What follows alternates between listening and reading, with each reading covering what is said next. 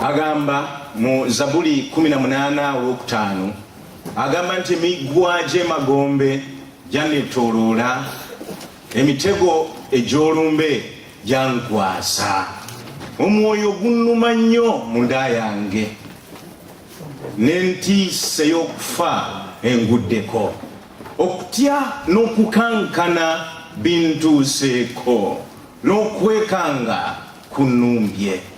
Olwa Zaburi 89:7 n'olwa n'agamba nti ojjukire nkwegayiridde ekiseera kyange bwe kiri ekitono, abaana b'abantu bonna nga wabatondera ebitaliimu. Omuntu aluwa aliba omulamu ataliraba kufa, alyewoonya emmeeme ye mu buyinza obw'emagombe. N'agamba nti era newankubadde nga ntambulira mu kiwonvu ekyekisikirize eky'olumbe, siritya kabi konna, kubanga gwe oli nange.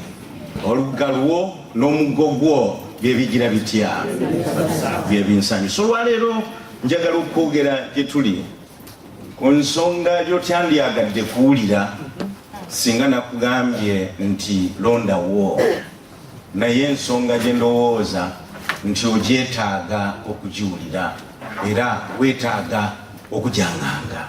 Ensonga gye ngenda okwogerako bwe naba ntandika ejja kutiisa abasinga obungi,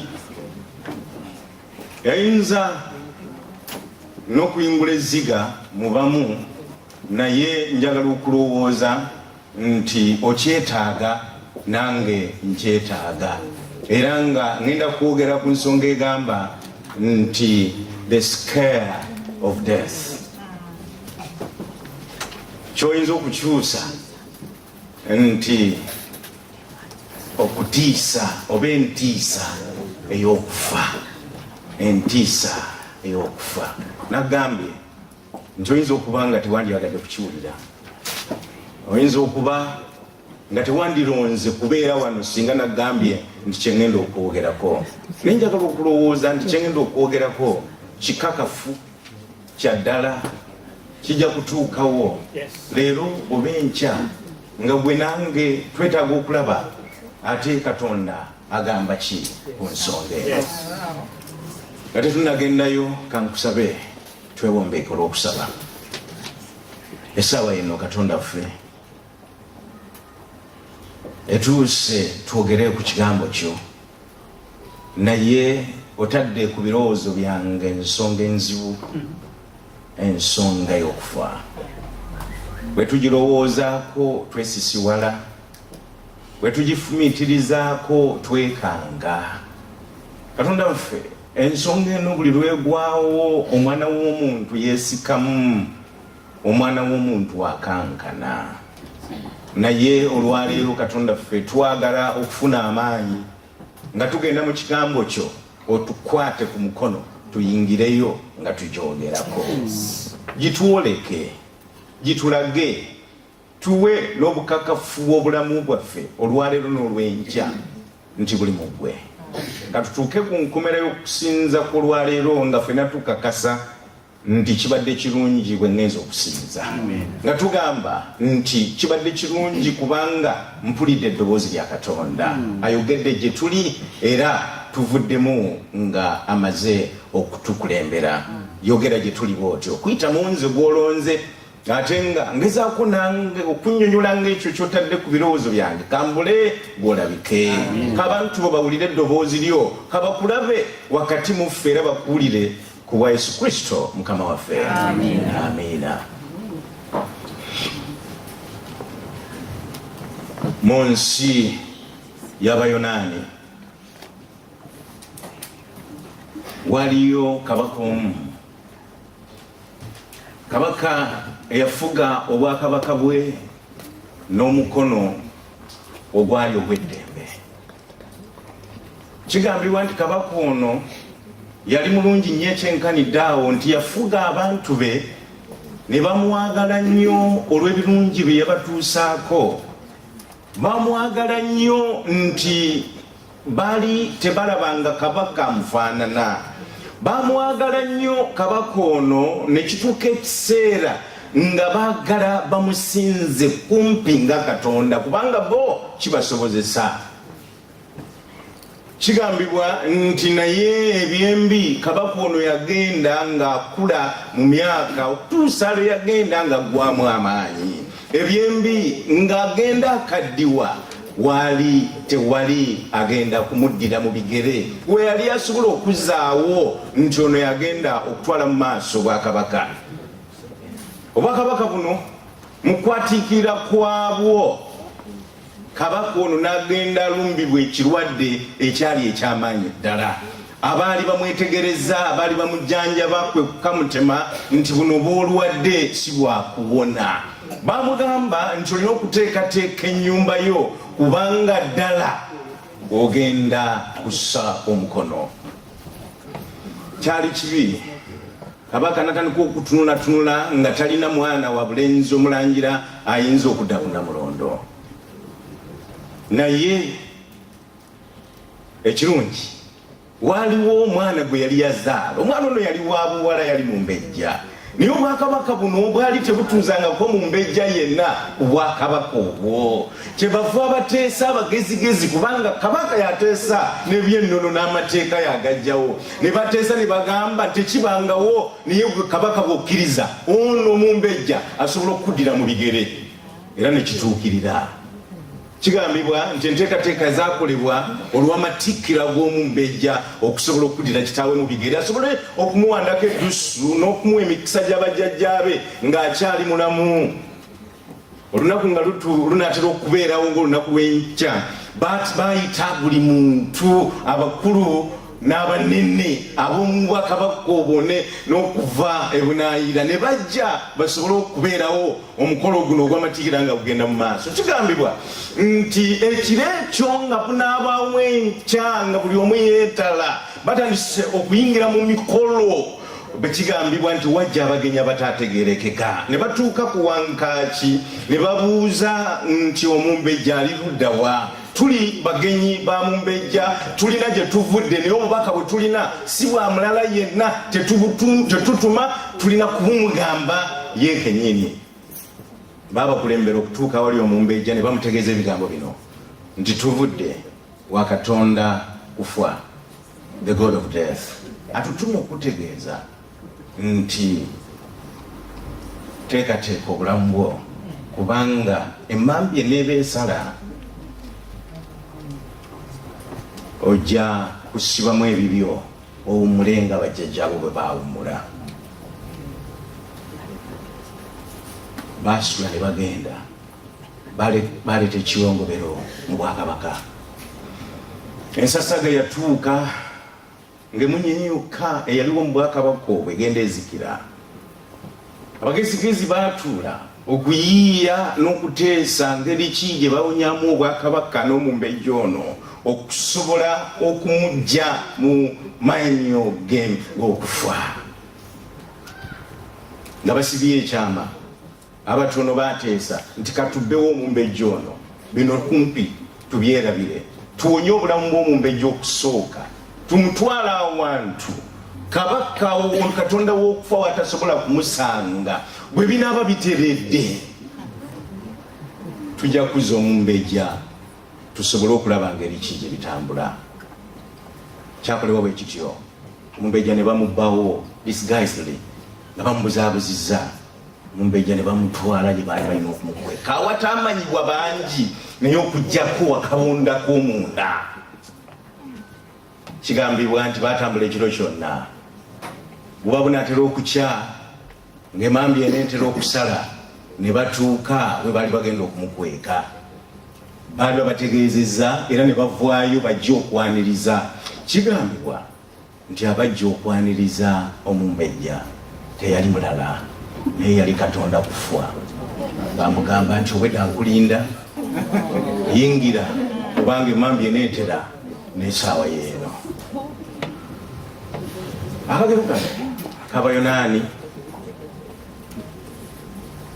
katuwa ensonga enkulu gye njagala olowoozeeko nti essaawa y'okufa bwe beetuuse tosobola kugitumira.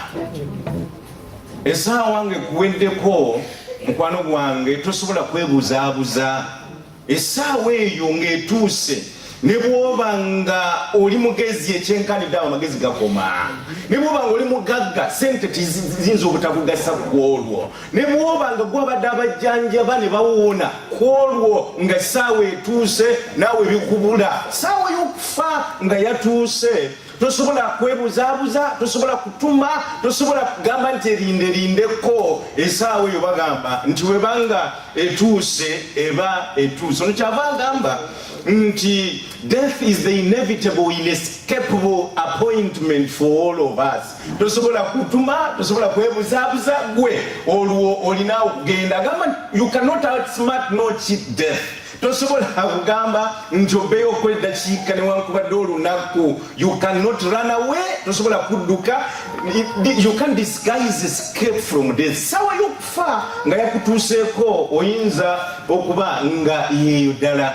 Lumu nali nvuga ku nguudo z'omu Kampala nga nina awendaga nali mpapa nnyo nali ngenda kubuulira naye nga mpapa obudde nga buŋŋenzeeko ekyomukusa omulungi eri teri kamera ng'ezeewamwe wano eriyo bapoliisi naye nabo osobola okubatunulamu oba obasanze oba ekyo nadduka ate akamotoka ke nali nzirukiramu kaali kanyamba nga gasobola okwanguwayanguwako naye mba nziruka nga ngoba nsobola okutuuka mu budde nali munzeka bwembeeramu n'abalala sira kudduka bwentyo naye bwembeeramu nzeka ntegeera nti agenda ayinza kubeera omu olwekyo nagezaako nenziruka naye mba nziruka nensanga omusajja omulala emotoka ye yali mpyamuko okusinza ku namba puleti ze Uganda yinza okubanga teyali mpya ddala naye okusinza ku bye Uganda namba ye yali mpya okusinga eyange okusinza ku registration ya Uganda ne muyisa omusajja bwe muyisa ndowooza yanyiiga n'atandika okungoba ngenda okutunula mu ndabirwamu omusajja nga ngoba naye nga alina ekyengoba neniye emotoka netugenda omusajja netutuuka mu kkoona nga nze muli mu maaso naye ng'ayagala mpisizeewo nemuwa indicate mulaga nti tosaanidde kumpisa naye omusajja yagaana najja naye bwe yajja ng'ayagala mpise lyali koona bbi omusajja emotoka yali egenda kumuva mu ngalo mukama n'ayamba n'atereera nga nkyamuli mu maaso omusajja bwe yaddamu akumaanyi nga ngenzi ngenda okunula bwenti omusajja nga andiko omusajja nga ngoba nadduka kubanga nali ku byange nengamba omusajja ono tamanyi gyendaga nange simanyi gyalaga naye nze ndi ku constant speed ne maze okutayiminga dakiika zino zisobola okuntuusa ku kituuti n'okuwulira kwendagako nenvuga emotoka yange nga nina speed gyendiko gyenkuuma constant okugjako mu makoona n'awabibibi nenziruka omusajja nga ndi bubi bwe yatuuka awalungi najja anziza emotoka mu maaso bwati n'ateekayo yadduka emotoka nenzikakkana kubanga wewawe yange yali ekyayinza naye twali tutuuse kumbiranye naye nga mu butuufu simanyi gye tuyinza kukoma namuleka n'agenda wayita eddakiika nga 10 nange nentuuka awaali abantu ngenda okutuuka nga mpisizza oyo motoka agikubye ekigwo naye nga tawonye n'emotoka tetegerekekana bulungi nti yoye yabadde ampisa nkwano nkubuulira olwaleero nti okusawa y'okufa nga yatuuse wali olwo papa otuuke ne mu kifo ogenda okufiira otuuke ne mu ssaawa eyo nga teyiseeko ne kasekendi akamu olwekyo okufa yensonga enzi wagamba Yobu nti wasalawo dda omuntu ennaku zaaliwangaala wamutegekera n'emyezi n'oppimira ddala ebbanga lyatayinza kusussaawo. Ampuliriza Omwandishi omuki yava wandika n'agamba nti if I knew where I was going to die, singa nali mmanyi wengenda okufiira, and when I was going to die, nadi wengenda okufa, I would not go near that place at that time. Nti sandigenze mu kifo ekyo ku ssaawa eyo, naye nga bwe nkugambye tetumanyidde. Nekibeera ng'olinganga papa ebiseera ebimu naye ng'oluubirira okutuuka mu kifo ekyo w'ogenda okuwummulira w'omugenda okusisinkanira kubanga awe wali ensisinkano yo nayo. Ampuliriza, bwali bubiri obuvubuka bagamba nti two of the most scaring things ebyokufa bye bino, nti okufa kututiisa nnyo, kutukanga n'ebibiri ebisinga okututiisa mu kufa muno. Agamba nti going never more to return. Singa wali abali bagenzeeyo ne bakomawo ne batubuulira nti eri kuwumula buwumuzi nga bwe batugamba twandigambye nti akampumule nange. Singa waliyo abali bagenzeeyo ne bategeeza nti teri bulumi teri kiki, oba oli awo naye abagenda tebanda. Ekirala gye balaga tetumanyiiyo, basirika basirisi ne tubanoonya naye nga we baali tetukyabalaba. Ekyo ne kitutiisa mu nsonga y'okufa. Onagamba nti obuvubuka bwali bubiri obwagenda mu gold mine, kyeki ekirombe ekya zaabu. Mu kirombe ekya zaabu kino obuvubuka buno bugenda, naye bwe bugenda bwatunula nga butunulira ekirombe kino, akamu ne kagamba kannewaako nti yingira. Bwali mulaba trucks nga ziyingira, akamu ne kagamba kannewaako nti yingira, akale kamugamba nedda nze ntidde sijja kuyingirayo. Ne kagamba nti nedda genda yingira, kali nga kamuzaamu amaanyi nti si gw'onooba osoose. Nakamugamba nti tunula n'ebimotoka biibyo biyingira, naye kali ne kamugamba nti eyo ensonga yennyini lwaki ntidde okugendayo, kubanga ndaba eziyingira naye siraba zivaayo. Ndaba eziyingira naye zivaayo siziraba. Singa okufa kwali kwangu oba oli awo naffe twandyagadde. Okufa kuno tuwangadde nakwo emyaka n'emyaka, okuviira ddala mu lusuku Wadden Bayibuli etutegeeza nga Setaani ajja okatulimbalimba nti okufa temulifa.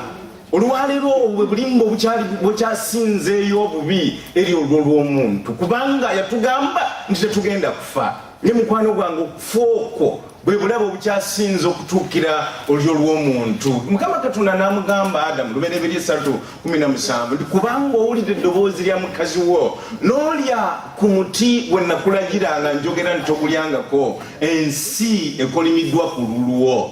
Mu kutegana mw'onojjanga ebyokulya ennaku zo zonna ez'obulamu. Bwe tutyo okuva ku olwo, ekyo kyekikakafu ddala ekituuka ku lyo lw'omuntu nti mu kutegana mwe tujja ebyokulya. Ayongera no maaso n'agamba nti onookolanga nnyo n'otuuyana okufuna emmere gy'olya okutuusa lw'olidda mu ttaka mwe waggyibwa, kubanga gwe oli nfuufu, era mu nfuufu mwogenda okugira ki?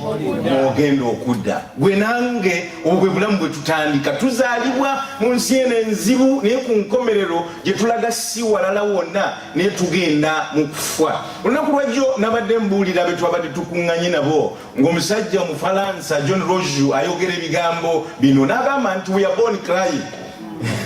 We pass through the world complaining and we die unsatisfied. Tuzalibwa tukaaba mu nsi muno, tuyitamu twemulugunya ne tufa nga tetugize eki, nga tetumatidde. Teri n'omu amatira nsi eno. Tubagibaddemu, tulidde, tukoze biki, newankubadde abo abakuzeekuzeemu ffenna tuvaamu nga tetuli bamativu. Nye tuyitamu ate twemulugunya, twandibadde tulowooza nti nga bwe twemulugunya enyo wakireka tugiyitemu tugende. Naye teri n'omu ayayagadde okugivaamu agambe nti nze kaŋŋende nfulume mirembe. N'abo beetuga banyigirizibwa nga balaba nti obulamu tebukyayinza kweyongerayo kubanga babonyebonye ekimala. Kyava amaliriza ng'agamba nti naye tuzaalibwa tukaaba. Gwe nange ffe abazaalibwa ng'ogyeko Adamu ne Kaawa abaatondebwa abatazaalibwa ffe ffenna olyo lw'omuntu abazaalibwa tuyingira mu nsi eno naye ng'ekitwolekera mu nsi eno gibamiranga na maziga bye tukaaba. Nabadde mbanyonyola olunaku lwajjo nti ebyembi ffe bwe tuba tuyingira mu nsi muno teri atukaabira naye tujja tumanye okukaaba. Bwe wabanga waliyo ekintu omwana w'omuntu ky'amanyi kye batamuyigiriza kyazaalibwa nakyo ate nga mukugu mu kyo ge maziga, tuyingira tukaaba naye ebyembi era tufuluma bakaaba mu maziga. Ne bubanga obulamu bw'omuntu bwetoloddwa si kirala naye twetoloddwa maziga. Okufa kuno kuze kutufunzafunza bw'osoma Bayibuli ojja kwetegereza nti abatusooka bawangalanga emyaka 900 years.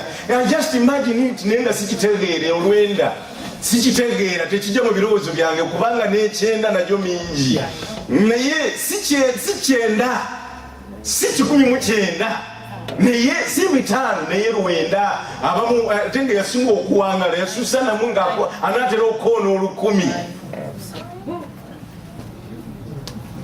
bwe yali atutonze bw'atyo. Naye ekibi kigenze kituvunzafunza nti oluvannyuma lw'amataba Bayibuli etegeeza nti emyaka gyafunda nnyo ne gikka ku 120 era ng'abaasinga okuwangaala mu biseera ebyo bawangalanga emyaka 120 gyokka. Oluvannyuma bw'osoma mu Zabbuli essula y'ekyenda olunya olw'10 Bayibuli ekugamba nti tuwangaala emyaka 7 naye bwe tuguma ennyo ate nga gyakubonaabona naye bwe tuguma ennyo abagumu bagenda ne batuusako 8.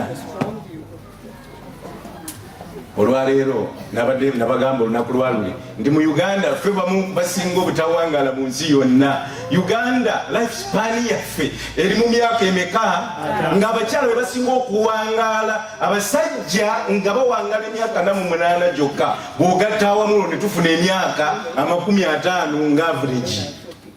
Bwe tutyo kyenva nkugamba nti bw'obanga owezezza emyaka 5 wano half a century wandibadde mufu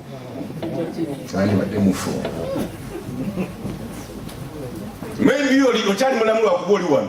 Ffe waffe ebitutta bingi eri gye nvu eri ffe ebitutta bingi ffe ne tiyagaasi masasi nsiri kuzaala byonna ebyo n'obwavu nti omwana w'omuntu obulamu bugenze bukendeera. Lwekyo Bayibuli kyeva etugamba tutambulira mu kisiikirize kyaki ekyokufa, mu kisiikirize ky'olumbe. Ekisiikirize ekyo ekiseera kyonna ekiyinza okutuukira mu bulamu bw'ensi eno. Mukwano gwange mpuliriza, ekisiikirize kitegeeza nti waliwo omusana ate kitegeeza nti waliwo object eririyo. Buli lwolaba ekisiikirize tegeera nti waliwo ekifaanana tegeera nti waliyo object ddala eririyo. Naye wano Bayibuli etugamba nti ffe tutambulira mu kisiikirize kyaki ekyokufa. Kiba kitegeeza nti weewaawo olaba ekisiikirize ekyo waliwo ekiririyo ddala nga kwe kufa. Era ng'okufa okwo ekiseera kyonna kuyinza okutuukirira. Buli lwolaba nga ekisiikirize nga kiyitawo bwe kiti okyusakyusanga amaaso n'onoonya kubanga object eba eri kumpi awo. Object eba eri kumpi awo. Era ekiseera kyonna osobola okugiraba kubanga bitambula byombi ate bitera okweyisa mu ngeri y'emu. Bwe weebaka wansi nakyo ne kyebaka, bw'oyimuka nakyo ne kiyimuka, bw'ositama nakyo gisitama, bw'obuukabuuka nakyo kibuuka tekikuta. Akaana akamu bakampeereza nga katandika okukula n'okutegeera, bakampeereza ku WhatsApp nga katandisa okuzuula ekisiikirize nga katandisa n'okugyamu okutya, ne kakiraba ne katiddukako emisinde nakyo kagenda okulula bwe kati nga kiri awo, ne kakuba omulanga, kagenda okuba omulanga nakyo nga kyeyisanga bwe keeyisa, ne kagwa wansi ne kagwa nakyo ne kigwa, ne kalowooza kakiyiseeko, kagenda okuvawo okuyimuka nakyo nga kiyimuka nako. Ekisiikirize ekyokufa nakyo bwe kityo nti ebiseera bisinga mwe tutambulira omwo agambye nti tutambulira mu kisiikirize buli wamu. Wampuliriza, buli lwe tutambula, buli lwotandikanga emmotoka yo njagala otegeere nti ekiseera kyonna kiyinza okutuukirira. ofulumye otekamu ekisumuluzo naye guyinza okuba nga omulundi ogusembayo okukikuba, guyinza okuba nga omulundi gwogusembayo, kubanga n'abalugendo olwasooka nabo batandikanga gwe bwotandise. Oyinza okuba nga tolina mu motoka naye ng'otandise okutambula, ekyo kyandibanga ekisiikirize ekiyinza okutuukira ekiseera kyonna. Oyinza okuba nga n'empewo gy'ossa bwe tuba twebaka, oyinza okuba nga kwolwo ogenda kwebaka obutagolokoka. Oyinza okuba nga olya naye nga kyolya olowooza nti kyekinayamba obulamu bwo naye nga tekiyitewo, nga kinatugiramu awo n'osirika. Ne mu kuyingira mu kizimbe nga muno, anything can happen. Ekintu kyonna kiyinza okutuukawo n'osirika busirisi. Ekisukkiriza kino ne kibeera nga tutambula nakyo buli olukyo. Omuwandiisi ono kyeyava agamba nti mu kwebaka tuba tuli mu kisiikirize kyaki, kyava agamba nti each time you sleep or get to bed we are practicing and doing a rehearsal of our death. Buli lwebakanga mu tulo bwoti ng'ekiro kino bwogenda okukola, otulo bwe tukukwata bwe tuti, njagala otegeere nti obeera weegezaamu nga bwe bulibeera nga tukusiibula ku nsi kuno obanga ogenda, kubanga ogenda kwebaka weegolodde, ogenda kwebaka ng'ozibiriza, ogenda kwebaka nga tomanyi kigenda mu maaso, ogenda kwebaka nga ng'oluzinze sense of time nga tokyategeera nakikiddako, ogenda kwebaka n'ebikwetolodde nga tobimanyi, bw'otyo bw'ogenda okusirika lumu. Lwekyo biwebakanga Mukama alinganga atugamba nti akugezesa okulaba nti ekiseera kyonna kyandituukirira. Kyova olaba buli lunaku tufa, buli olukya tufa.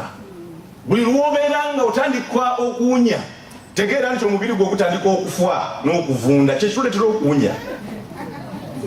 Buli lunaku tufa. There is something dying on us every now and then.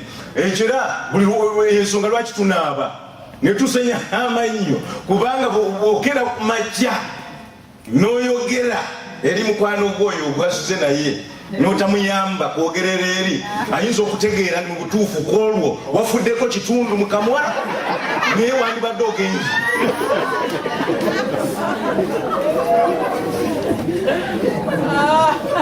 Buli lunaku ne tubeera nga tusemberera okufa kwaffe buli olukya.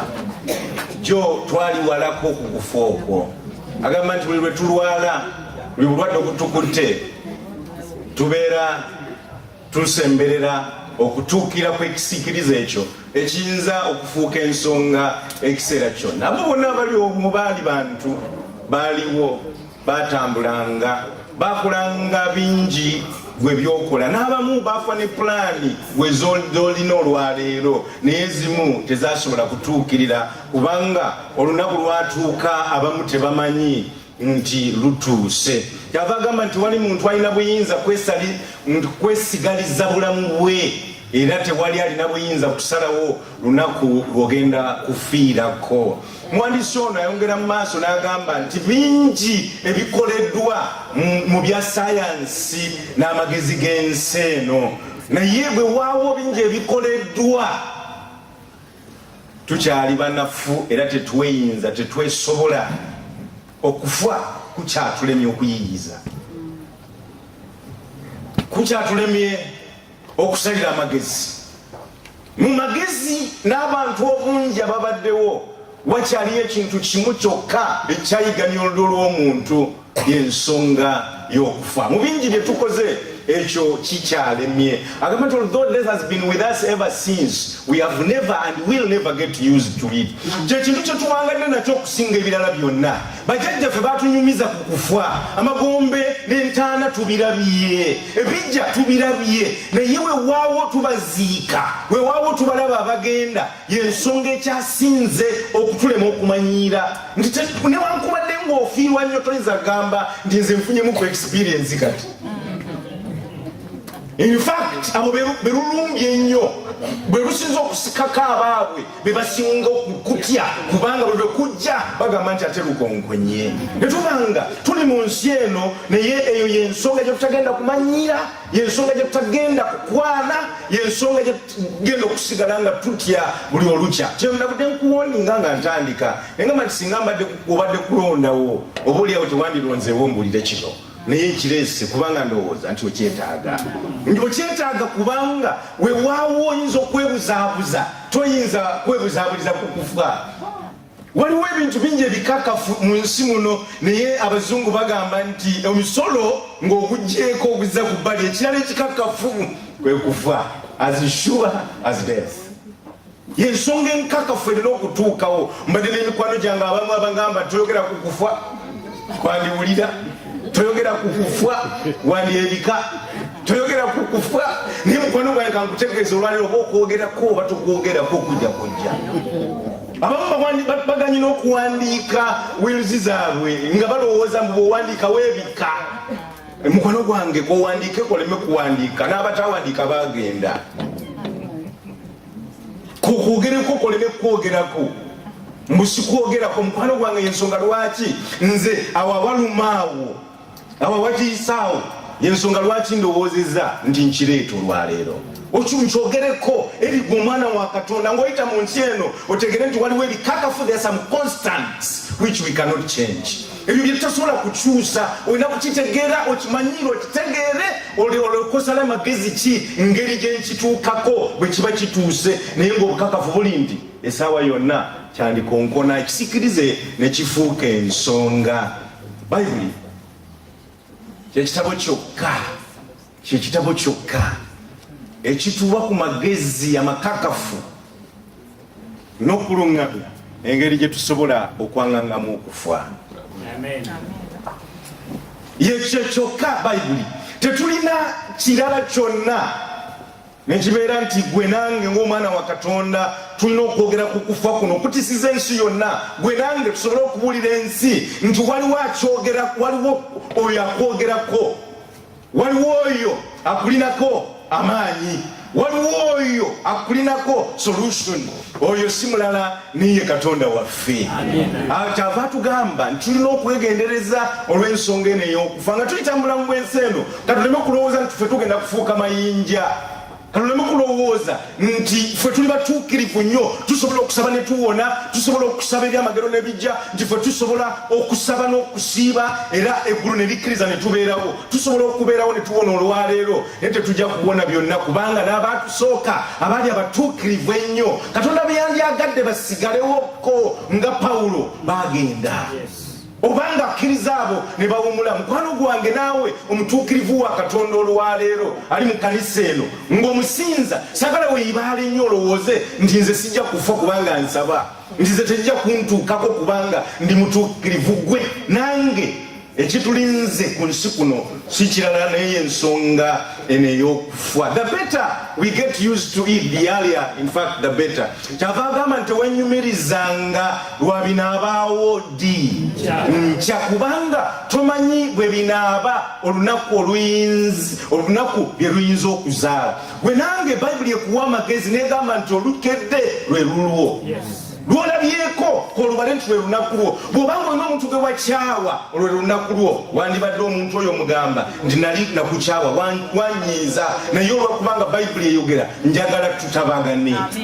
Kubanga ne Bayibuli etugamba nti bw'oba oli mukkiriza ng'olina ensobi n'obutategeeragana n'omuntu naye n'otegeera ng'okutta ekiweebwayo ogenda okusinza, agamba nti kiteekewaawo kubanga okusinzaakwo n'egyolaga tebirina makulu. Ddayo eka obisobole okukusa ekimu n'okutabagana n'oyo olyoke weeyongereyo. Mumanyi nti waliyo abakristaayo abali mu kanisa muno naye nga tebabuzaganya.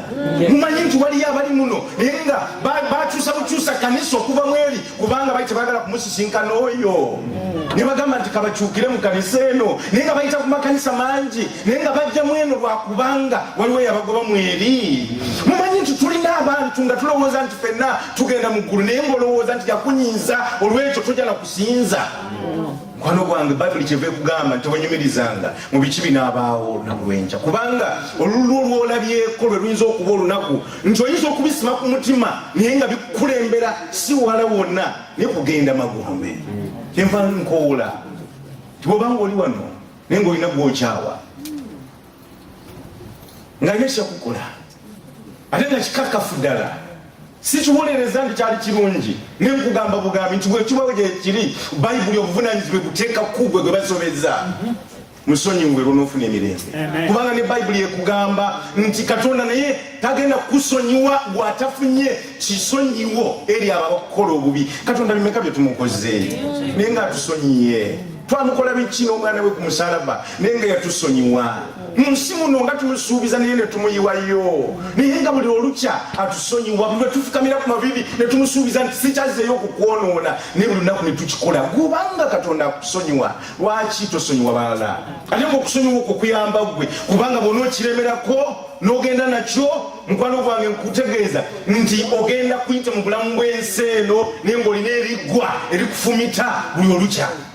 Kite kigende nene ku nkomerero kigenda kuba kibi nga byonna biganye. Kyava agamba nti wenyumirizanga ku byanca.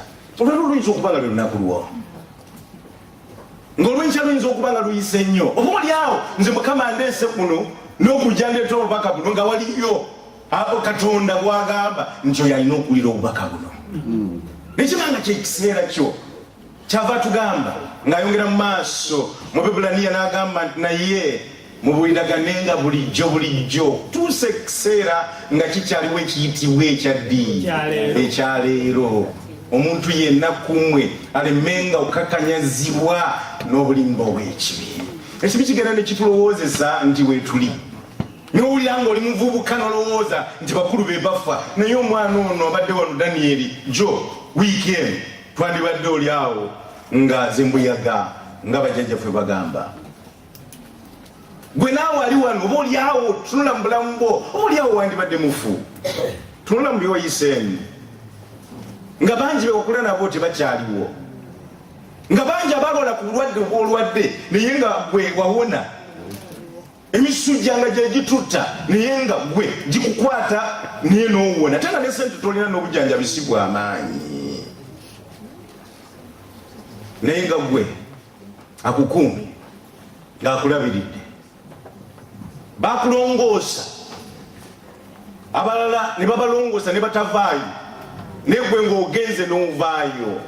Ne notategeera nti oba oli awo ku olwo nga Katonda alina kyagamba, kyava agamba nti olunaku nga lukyaliwo oluyitibwa leero wandibadde otegeera. Eyo Bayibuli bwetu bwe tugamba ng'etuteekateeka nti ebyenkya tetubimanyi. Bayibuli kyeva egamba mu Zabbuli ey'ekyenda olw'12 n'egamba nti otuyigirize tubalenga bwe tutyo ennaku zaffe tulyoke tufune omutima omuki. Mu Luzungu agamba teach us to number our days that we may apply our hearts unto wisdom. Tuwe amagezi. Agamba wisdom, not knowledge. Knowledge we can count properly. Tumanyi okubala bino na biri. We know mathematics. But it takes wisdom to count one's days. Katonda tuwazisa amagezi. Tugamanyi tugalina bulijjo. Naye n'agamba nti kye twetaaga wano is wisdom, not knowledge. Tusobole okutegeera nti tuli bagenyi ku nsi kuno, baaliwo naye tebaliiwo. Olwekyo katufune amagezi tutegeere nti nnyinza okuba nga nkyali n'amaanyi naye n'abamaanyi bagenzi. Nnyinza okuba nga mu butuufu nkyali mugezi naye n'abagezigezi bagenda. Nnyinza okuba nga mu butuufu nze mukulembeze w'ebyokubuulira, nze musumba naye n'abasumba bagenze bawomwedde. Olwekyo Mukama akugamba bugambi nti nkuwandikidde nga nkutegeeza nti mu nsi muno w'oli olwaleero naye bw'obanga wenyumirize mu olwo lw'olabyeko, kubanga tomanyi kiki kinaddirira, tomanyi kiki kiddako. Ng'ogwo mutima omugezigezi munkyusa eno empya mu Bayibuli y'Oluganda empya akikyusa n'agamba nti tuyigirize obulamu bwe buli obumpi tulyoke tufuuke abaaki ab'amagezi. Bulamu bumpi. Gw'atya okukyogerako njagala otandika okukyogerako, kubanga oba okyogerako oba tokyogerako kijja kikakafu. Si kikwagaliza nange sandikyagadde naye bwe bulamu bw'ensi n'oluvannyuma lw'ekibi. Bayibuli etegeeza nti waliyo mu byafaayo omuntu omu yekka eyali awangudde ensonga eno ey'okufa. Wandigambye amiina. Era ng'oyo si mulala naye ye Yesu Kristo. Oyo gwokkiriza bwenzikiriza ye muntu yekka mu byafaayo by'amaddiini gonna ag'ensi eno eyali ayingidde magombe. Oyo ye yali ameganyeeko n'okufa, yoyo eyali afuddeko ate n'avaayo nga mulamu. Yoyo gwosinza, yoyo gwensinza, ne kiba nti olwaleero wandibadde tokyatidde nnyo okufa, kubanga amazima gali nti oyo gwokkiririzaamu yabiyingiramu, naye nga tabiyingiddemu ku lulwe, kubanga Katonda tafa. Teyabiyingiramu ye kubuwe kwefuniramu bibye, naye yabiyingiramu ku lulwo. Gwe osobola okuyingiranga mu kufa nga olina obukakafu n'obwesige nti okufa si enkomerero y'oyo akkiriza. Kyava agamba mu Kubikulirwa essuula emu mu lunyiro 18 n'agamba nti nze olubereberye era ow'enkomerero era omulamu. Nali nfudde naye kati ndi laba ndiki. Emirembe gitya? Emirembe gitya? Emirembe n'emirembe, era nina ebisumuluzo by'okufa n'eruddawa. Ali omu yekka asobola okwogera ebigambo ebyo mu nsi yonna, ye Yesu Kristo. Ye yekka eyali afuddeko n'avaayo. Bangi nnyo abafudde nali mbawuliddeko naye baali bagenda okuteekako ettaka naye ne beekyusaamu. Mukama yeebale nti tekinologiya yali tanawa ku jono owokusirisa n'okuteeka mu byuma ebinyogoza. Abo bandibadde tebasobola, naye bwe baali babateekako ettaka ne bavaayo, naye baamala ne baddamu ne bafa. Ali omu yekka omulamu w'emirembe n'emirembe. Oyo wenzikiriza era oyo gwokkiriza bwe tulina okukkiriza. Ono agamba nti bwe tuteeka obwesige bwaffe n'okukkiriza mu Kristo Yesu, ffe tugenda kuba nga tusobola okuwangula okutya, the scare of death. Entiisa y'okufa y'amaanyi nnyo, naye tesaanire kubeera eri gwe nange abamukkiriza. Kubanga kwogitye kakibeere kitya, obukakafu buli nti kijja kujja ekiseera kyonna, naye kyolina okukola kwe kukweka obulamu bwo mwoyo eyawangula okufa era alina ekisumuluzo ekyawa ekyemagombe. Kyava agamba nti Yesu n'amugamba nti nze kuzuukira n'obulamu, akkiriza nze newankubadde ng'afudde aliba muki? Akkiriza Yesu Kristo. Ne bwe tufa tusigala eyo, naye nga bataddeko bamalayika ba Katonda okutukuumirayo mu kufa. Kyava agamba nti era buli muntu yenna nzikiriza nze talifa emirembe egitya. N'abuuza nti ekyo okikkiriza? Mukama waffe yeebazibwe. Ekyo kigambo kyenjagadde okuleeta gy'oli olwaleero. Ntera okubeerawo ku rediyo yaffe bagiyita Prime ne rediyo endala, ne mpulira okulanga kw'Abannayuganda be bakomyawo eka, naye nga bagenda balamu, naye nga bakomyewo ate nga babakomezaawo mu mbeera enzibu. Ekisinga okunyiiza kukomyawo kuwa bawangalidde ku Bulaaya, abafudde mu Amerika n'awalala, yengeri gye bawandiika ku kibokisi ekyo ekiba kitukumyawo. Omuntu eyagenda nga wa mugaso, gwe balindiridde eka, gwe basondedde sente okusobola okumukomyawo ku butaka bamuwerekere. Abazungu bawandiikako mbu goods with no value.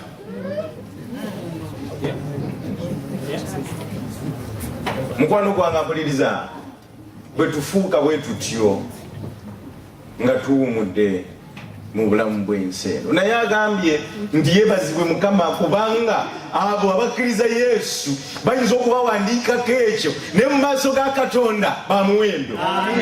Amiina. Kino kyekyama Pawulo kye yazuula oluvannyuma lw'okutegera Yesu, era bw'amala okumutegera Yesu n'alyoka agwamu ensisi n'entiisa ey'okufa. Agamba nti kubanga nze mba mulamu lwani? Lwa Kristo, era bwe nfa mba nkoze eki? Nkono gwange mpuliriza tuyigire ku Pawulo. Pawulo agamba nti okubeerawo kwo gw'omulamu n'okubeerawo kwe Bulaaya wano, okusigala ng'okyali mulamu ng'okyassa Mukama. Abadde Katonda oyo yakukuumye, si gwe kwekuuma, si kulya bulungi, si kugamba mbu bakujjanjaba abazungu ba wano kyovudde obanga abadde Mukama. yakukuma. Amen. Oyo yakulabiridde. Paulo kyava agamba nti sikutya okufa okwo kubanga nza ambesizaawo nza ndetedde okubeera omulamu si mulala naye mukama wange.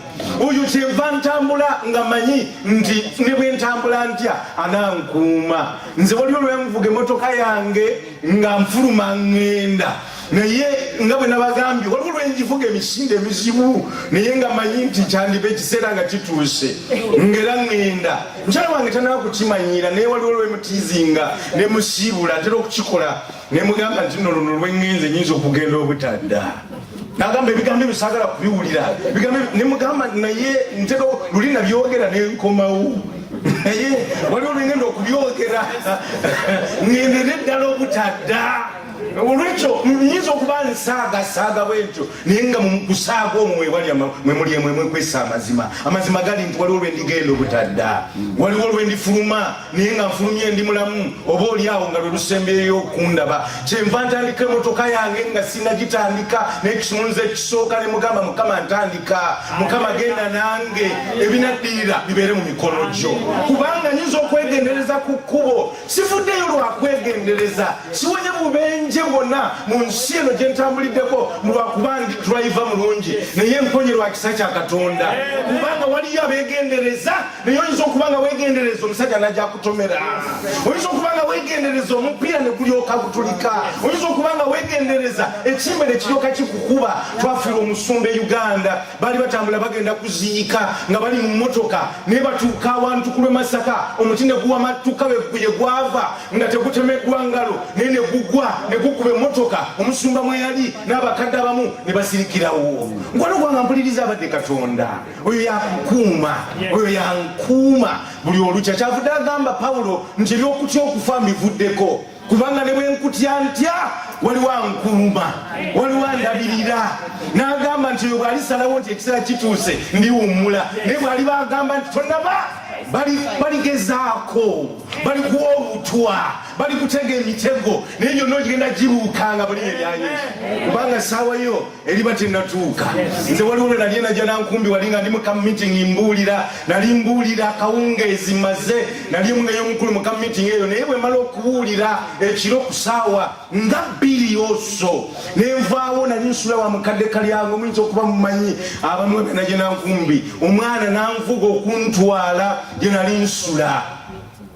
Tutuuka ku geeti tusanga erisajja litulinze nga litaddeko kabuuti nga liri awo lizimbye liri mu kkubo liyimiridde ku geeti ne litugamba nti mufulume mu mmotoka mumpe buli kimu kye mulina. Ngenda okulyetegereza nga liri ku mundu likutte lijjeeyo litusimbyemu ebyomukisa omubi. Nalina ka bayibuli kokka, nalina bayibuli yokka n'oluyimba ne ka script ke nalimbuuliriramu. Kwe kutulira omusajja nga simanyi kyakukola kubanga yali alina kyayagala naye nga sikirina ensawo n'esente nabiki nali mbireseeri nga tayiza kunzikiriza kugenda eyo nakukola biki byonna. Kwe kulowoozamu ne mugamba nomukolera eki Mukama naye Mukama nampa obuvumu nenfuluma omusajja nenfuluma ne mutunuulira nenvaayo yali kusaidi eno ya driver nenvaayo ne ka bayibuli kange n'oluyimba ne mugamba nti sebo ebyowakabi ebyembi nze mubuulizi abadde abuulira wali owowulira baleekaana naye sirina kyakukuwa okugjako bayibuli eno n'oluyimba era biibino sebo byeninawo byokka byensobola okukuwa. Ekisajja nekintunuulira tekyayogera nekisembera emabega kikutte mundu yakyo ndowooza kyantunuulira nekinsaasira. Awo ku ssaawa eyo nga nyimiridde nga musimbye n'alyoka agamba nti kale mugende. Amina. Tebinaggwa bwe atugamba nti mugende omwana yali anvuga n'awulira ng'ateereddwa.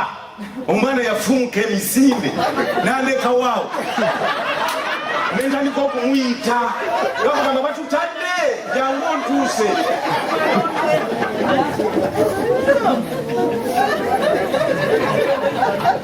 Omuserikale bwe yawulira nga ntandise okuyita erinnya ly'omwana n'ankomerawo n'agamba nti gwe nkutadde ne mu kifo ky'okudduka naawe ogende gwate oli mukumpitira abantu balala. N'agamba ngenda kukuba essasi ngenda kukuttira waawo nemugamba tisebo mbadde siyita bantu balala mbadde mpita mwana oyo adduka omusajja nga takyampuliriza nansuubiza nti ngenda kukuba era nakuukinga emundu ye nabeera wali nashutinga bulungi nnyo nga nterezezaamu emundu mbeera ndowooza nti byakusaaga ngenda okuwulira ekyasi nga kivuga n'omuliro nga gwaka ensisi yali y'amaanyi nnyo nga wendyawo mukama yanyamba ndi bwe nali male 6 oba nali ne baani wano banyamba nga ndi Bugema wali Museveni nga kyakola mukyaka ffe twagenda eri ddala batutwala ne banjigirizaayoko ninesanga ndi wansi bwe mbeera wansi sawuli yali mbi nnyo yali y'amaanyi naye nendowooza nti nfudde naye baŋŋamba nti woowuliranga essasi nga likuze otegeeranga nti okyali mulamu awo nategeera nti nkyassa nenvaawo naye neŋŋamba ndi mulamu ngenda okulaba obutuufu nga ndi mulamu. Amina.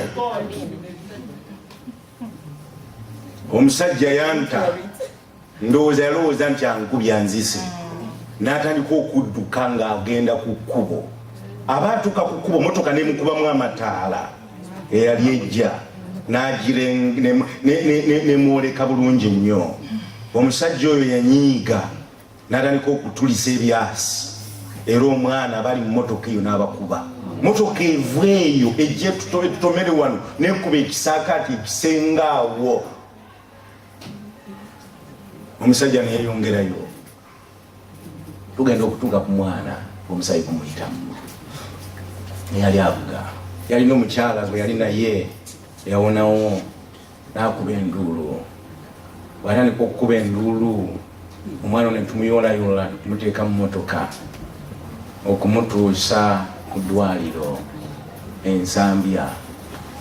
Baatugamba bugambe nti omuntu wamwe yafudde dda. Mukwano gwange ebyo mbireeta okukulaga nti wali yakukumba ate olina essaawa yo. Naye omusajja ono kyava agamba nti tekeraawo okutya okufa. Entisa y'okufa giveeko ejja kukulumiza bwereere. Ne buli kalwadde akakukutte n'otya n'okutambula n'otya n'okukola biki ng'olowooza nti kyogenda. Obulamu bumukwase buteeke muye akugambye nti nze mba mulamulwani era bwe mba nga nfudde mba nkoze ntya. Agamba nti kubanga kaakano kino kitabo Timoseewo ekyokubiri 4:6 okutuuka ku 8 Pawulo akiwandiika kyekitabo kye ekyasembayo ng'ali mukomera ddala bamusibye nga banatera okumutta. Naye akiwandiika ng'akimaliriza ekitabo kino n'agamba nti kubanga nze kaakano nfukibwa n'ebiro eby'okuteebwa kwange bigize bitya. Ageza kukugamba nti nze essaawa y'okufa etuuse bamaze okugunsalira era n'essaawa ngimanyi bamaze okugimbuulira. Naye n'agamba ebigambo bino nti naye ŋŋenda naye nwanya okulwana okuki olugendo ndukoze ntya n'okukkiriza nkugize eki n'okukkiriza nkukuumye. Mukwano gwange Pawulo bw'abanga waliyo abantu abali wawangudde ensisi n'entiisa ey'okufa yali musajja ono. Bw'amala okutegeera ni gwe yakkiriza n'ategeera nti ne mulumbe n'ekisikiriza ky'olumbe nga kimaze okufuuka reality yali talina kutya kwonna naye ng'alina obukakafu n'obwesige ndikakujje naye nze mwanya okulwana okulungi. Olugendo ntutuusizza sikyalina gye nnyongerayo naye kyenkoze nkikoze. Mpulidde enjiri okukkiriza nkukuumye. Amaliriza agamba nti ekisigaddeyo kiri kimu wategekeddwawo engule ey'obuki. Mukama waffe gyali mpeera ku lunaku luli ng'asala emisango egy'ensonga so si nze nzekka naye era ne bonna abaagala okulabika kwe. Ye gwe nange abawangula ensisi n'entiisa ey'okufa. N'otegeera nti okufa kujja kuntukkako we sitegeeredde n'ebiseera ebimu nga sikusuubira naye kakujje kakutuuke nze nja kuwumula ŋŋamba nwanya okulwana okulungi. Kyenkoze nkikoze. Kyava agamba nti mu nsi muno bw'oba okola ng'omanyi nti olinga ng'amaliriza. Bwekituukawo olyoka ogambe si kyalina bingi nnyo bye nninda naye kyenkoze nkikoze nindirira engule ey'obulamu. Bayibuli egamba eri abo abeebakira mu Kristo Yesu abamukkiriza nga Pawulo nti baba tebafudde naye babeera mu kwebaka, naye tetwagala mmwe obutategeera buluganda ebyabo abeebaka.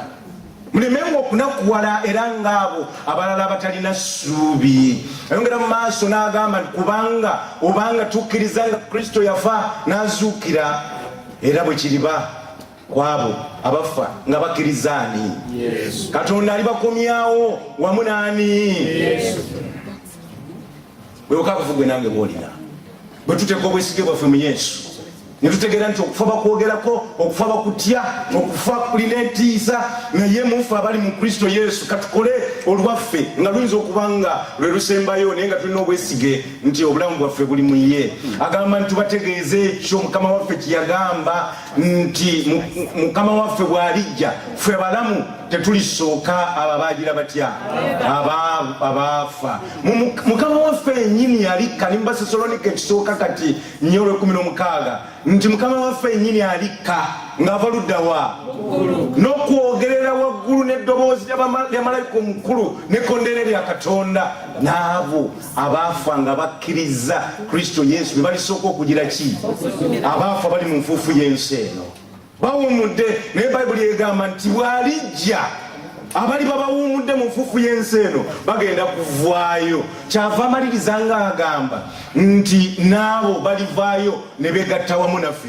Waliyo okubuulira mu makanisa abantu abasinga obungi nga batulimbalimba nga Setaani bwe yagala okutukola ku lubereberye nti abantu bwe bafa bagenda luddawa. Mbu kati mmanyi ali mu kifo kirungi ali ne Mukama waffe. Mukwano gwange bwe bulimba obwavira ddala mu lusuku Adeni. Amazima gali nti Bayibuli etugambye nti Yesu Kristo agenda kujja yennyini alikka nga yava luddawa, ye aliva mu ggulu. Agambye n'okwogera n'eddoboozi waggulu n'eddoboozi y'abamalayika omukulu n'agamba n'ekkondeere lya Katonda. N'abo abaafa nga bakkiriza Kristo be balisooka okugira ki?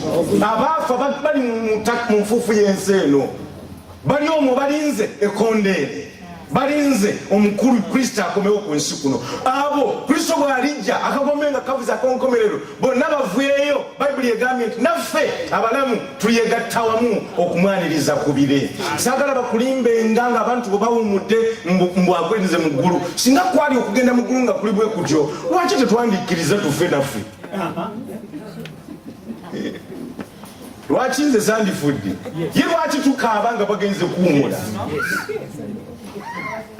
Amazima gali nti Setaani yatulimbalimba mu bintu ebyo, naye amazima amatuufu abantu abo bawummudde. Agambe naffe abali babalamu, abali babakyali abalamu ne tulyoka tutwalibwa wamu mu bire okusinkana Mukama waffe mu bbanga. Kale bwe tutyo tubeerenga ne Mukama waffe ennaku zitya. Kyavudde amaliriza ng'agamba nti kale buli omu agumyenga munne n'ebiki, nange nziza okubagumya, nziza okubazzaamu amaanyi n'essuubi. Ntuyita mu nsi eno ng'ekisiikize ky'okufa kyandituuka ekiseera kyonna. Bangi be naleka wano tebaliiwo n'olwaleero. Mbawulira nga mubaleeta n'abamu ne tubazinga, naye nga nabaleka balamu n'olwaleero nga tebaliiwo. Mukwano gwange mpuliriza, bwe tutyo kyetuva tuleeta ebigambo bino ebyokugumya. Agamba nti olunaku olwo waliwo okufa lugenda okumirirwa. Agamba ndaba mbabuulira ekyama, ffenna tetugenda kukola tutya, tetugenda kwebaka, naye ffenna tugenda kugira tutya mangu ago nga kutemya kiki. Agambye kubanga guno omubiri oguvunda kikugwanira okwambala ogutavunda, n'ogufa guno okwambala ogutagira ki. Omubiri guno oguvunda bwe guliba gumaze okwambala ogutavunda, n'ogufa nga gufuuse ogutafa. Olwo ekyawandikibwa ne kiryoka kituukirira ekigamba nti okufa kugize kutya?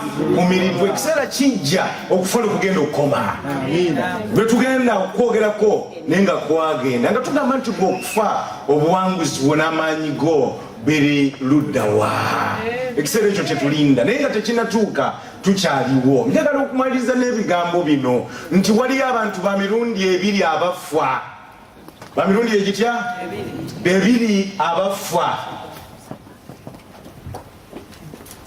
abo abafiira mukama waffe Yesu Kristo ate n'abo abafa nga tebali mwani agamba Danieli 12:2 agamba tera bangi kwabo abafiira mu nfuufu y'okunsi balizuukira abamu eri obulamu obutagira ki obutaggwaawo n'abalala luddawa eri ensonyi n'okugira ki n'okunyoomebwa okutaggwa simanyi luddawa gy'ogenda kubeera mu kibiina ki kyogenda kubeera naye agamba nti ekyo temukyewuunya kubanga ekiseera kijja bonna abali mu ntaana lwe bawulira eddoboozi lye ne bazivaamu abo abakolanga ebirungi balizuukira obulamu n'abo abakolanga ebitasaana balizuukira omuki kyetuba tulina okutereeza obulamu bwaffe olwaleero kubanga gwe eyakola ebirungi neyakola ebibi fayiro zaffe ziwandiikibwa waliyo abantu Katonda abo batayagala baffe waliyo kimanyi waliyo kitegeddeko nti waliyo abantu Katonda batayagala baffe waliyo abantu abatafuwa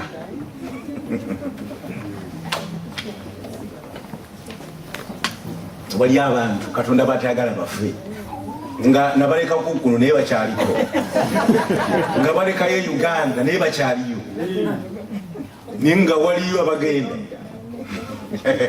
agamba mu Ezekiel 3:11 agamba nti bagambe nti nga bwe ndi omulamu bw'ayogera Mukama Katonda sirina ssanyu yensanyukira kufa kwa mwonoonyi wabula njagala omubi akyuke ave mu mpisa zembi abeere omuki Katonda tayagala abantu abamu baffe kyova olaba nti wali abantu abatukoze ebikyamu wali abantu gwogamba nti naye oyo nga mutufu abantu abalungi batugendako nga abantu abalungi bawummula tubasiibula n'ogamba nti kano singa yafuddemu mu kifo kyoli atuyamba abadde atugasa naye nga bagende bano tebavaawo naye nga buli kiseera beyongera obubi Mukama agambye nti abo tayagala baffe abakuuma abalabirira ekikompe kiryoke kijjule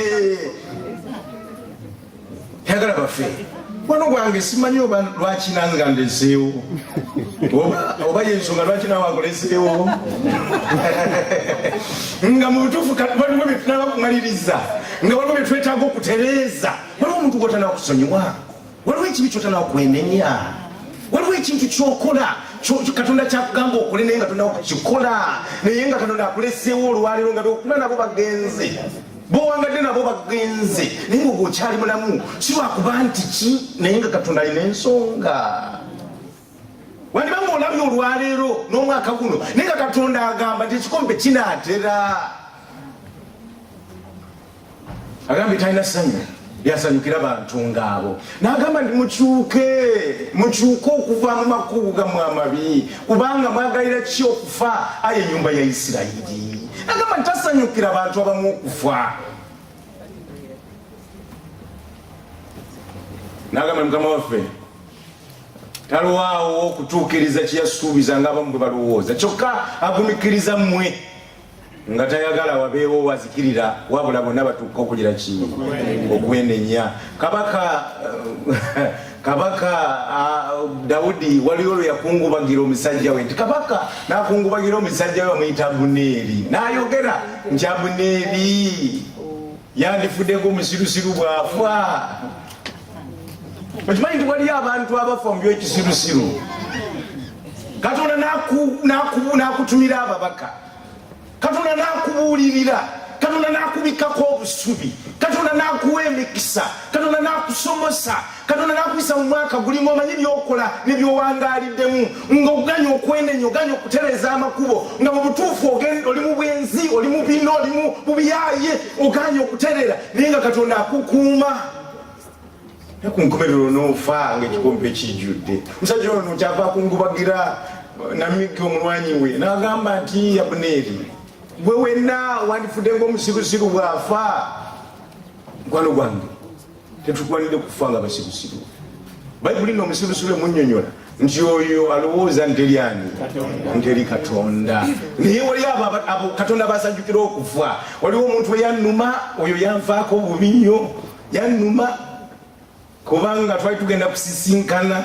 yali mu kamiti musumba munane twali tugenda tusisinkane nga maze n'okunkubira kasimu yakamala okubuulira nange nvuga ngende naye ngenda okuwulira nga sina nakusimbula nti omusumba Mulindwa abadde afuluma n'emmotoka bw'ati.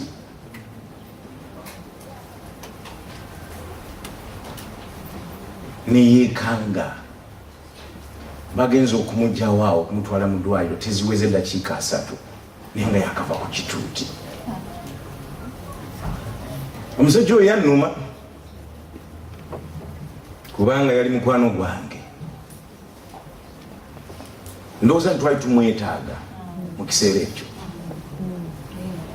naye bayibuli nzibu agamba ni mu maaso ga Mukama okufa kw'abatuukirivu be kuba kwa muwendo mungi. Katonda tatya batuukirivu be kufa kubanga amanyi nti bawangudde ensi eno. Gy'ovuula abantu abalungi batugendako, abalungi bafa, ebiseera ebimu ne twewuunya lwaki Katonda. Naye Katonda abeera abazeebazeemu n'agamba nti ono okumwongerayo olunaku olulala nnyinza okumufiirwa, ayinza okufiirwa eby'emirembe n'emirembe. Kaawumule omuntu wange mu bulamu bw'ensi eno. Oyo kyava asanyusa Katonda n'agamba nempulira eddoboozi nimukubikkulirwa 14:13 nempulira eddoboozi nga liva mu ggulu nga lyogera nti wandiika nti baweereddwa omukisa abafu nga bagoberezi baani. Enkyusa eryegamba nti baweereddwa omukisa abafu abafiirwa mwani? Mu Mukama waffe. Mukwano gwange waliyo emirambo egy'omukisa wewawo abalala bayinza okugiwandiikako mu goods without value. Waliwo egirina value mu maaso ga Katonda kubanga egyo giba mitukuvu, giba gyamukkiriza. Abo bamalayika ba Katonda abateekawo awo kubanga abeera ategedde nti abo bawumudde mu kutegana kwabwe, abo bawumudde n'essuubi eddamu erya Mukama waffe. Kyava agamba nti bw'atyo bw'ayogera Omwoyo nti okutegana kwabwe kukomyawo. Bawumule kubanga ebikolwa byabwe bigira bitya, bigenda nabo. Mukwano gwange fayiro zigenda okwebikka bwe ziti ng'abo bamaze okuweebwa obulamu obutagwawo, ng'abo bamaze okukkiriza Yesu, ng'abo bategedde nti kakibeeki engule ey'obulamu eri wamu nabo. Kyova omuwandiisi ono teyatatya n'agamba nti nze newankubadde nga ntambulira mu kiwonvu ekyekisikiriza ekyaki siritya kabi konna kubanga ali naani? Kubanga ali nange. Nange kyenva ntambula nga manyi nti olwandisembayo, kyenva njogera nga manyi nti nyinza okwogera olusembayo, kyenva ndya nga manyi nti nyinza okulya olusembayo, kyenva nkola byonna byenkola nga simanyi kiki kijja, naye nga kiri kimu kyemanyi nti obulamu bwange mumukwasizza. Obulamu bwange buli muye, ekijja kakijje, naye ndi wamu ne Kristo Yesu. Mukwano gwange ampuliriza, simanyi bulamu bwo bwe buli. Abamu tuli mu kanisa naye nga tetuli mu kanisa, abamu tuli mu kanisa naye nga tuli mu kanisa ate tetuli mu Kristo. Abamu tulowooza nti tumwagala nnyo tumugoberera naye nga tetutambudde nga bw'atugamba. N'olwaleero ensonga eno ngireeta okukugumya naye ate okukukoowola osobole okutereeza obulamu bwo, osobole okutambula naye. Nina oluyimba lwe nasabye muganda wange okunteerako. Oluyimba olwo njagala oluwulirize lubaluse osobole okutegeera nti tuli bagenyi era tuli batambuze. Ate otegeere nti okufa tekusanidde kukutiisa, naye bwe kuba kuzze kakujje kasita obulamu bwo bubeera mwani. Agambye nti bwe bubeera mu Kristo Yesu bw'ojja kwogera nga Pawulo nti nze ndwanye okulwana okuki. Ekyo kye njagala okukola nange, fumumule mulamu bw'ensi eno nga ŋŋamba nti mpumudde naye kyenkoze ekikoze. Mbuulidde enjiri, abantu ba Katonda balokose era tuteeseteese bangi, tuteeseteese bangi olw'obubaka obwo. Njagala owulirize obubaka obwo mu luyimba olwo nga bw'olowooza ku nkomerero tulyoke tuyimirire olw'okusaba okusembayo. Esebo.